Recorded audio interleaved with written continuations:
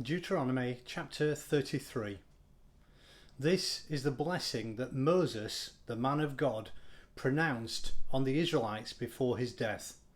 He said, "The Lord came from Sinai and dawned over them from Seir. He shone forth from Mount Paran.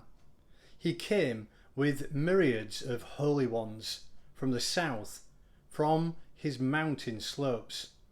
Surely it is you who love the people. All the holy ones are in your hand. At your feet they all bow down, and from you receive instruction. The law that Moses gave us, the possession of the assembly of Jacob. He was king over Jeshurun, when the leaders of the people assembled along with the tribes of Israel.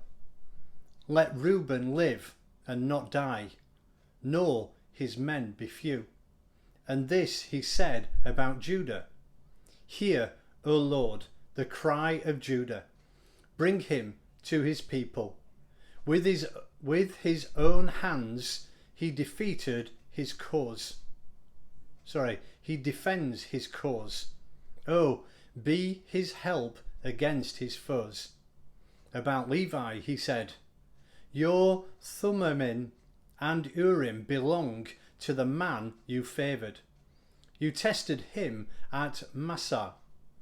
You contended with him at the waters of Meribah. He said of his father and mother, 'I have no regard for them.' He did not recognize his brothers or acknowledge his own children, but he watched over your word and guarded your covenant. He teaches your precepts to Jacob and your law to Israel. He offers incense before you and whole burnt offerings on your altar.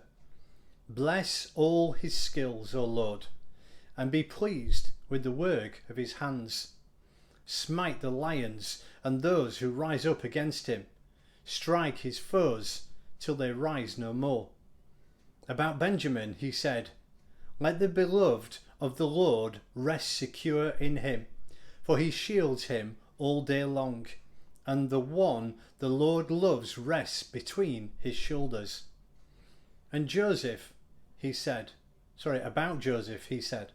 "May the Lord bless his land with the precious dew from heaven above, and with the deep waters that lie below, with the best the sun brings forth, and the finest the moon can yield, with the choicest gifts of ancient mountains, and the fruitfulness of the everlasting hills, with the best gifts of the earth and its fullness, and the favour of him who dwelt in the burning bush.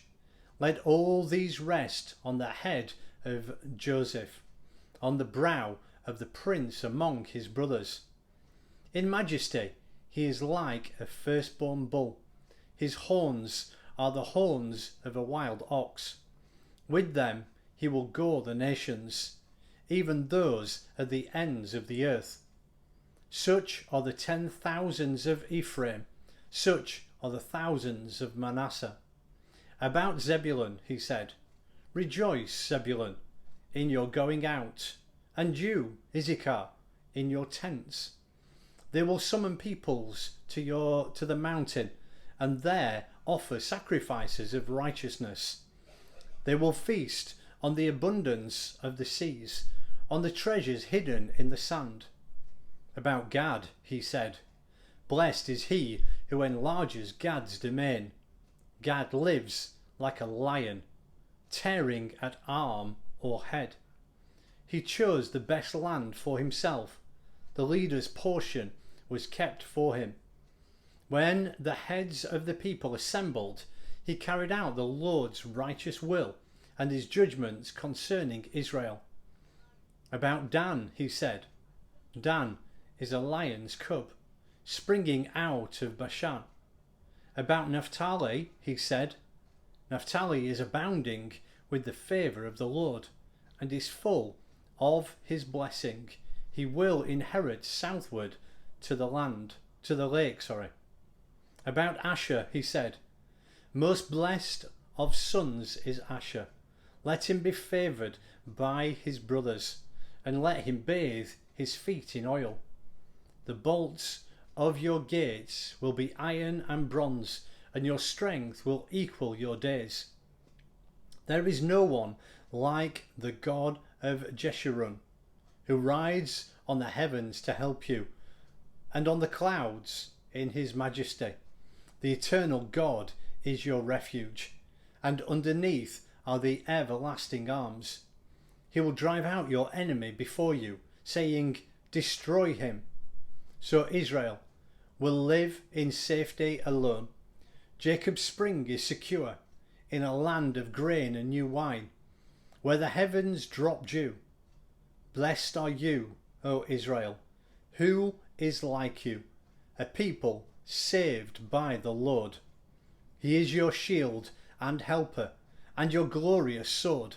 Your enemies will cower before you, and you will trample down their high places.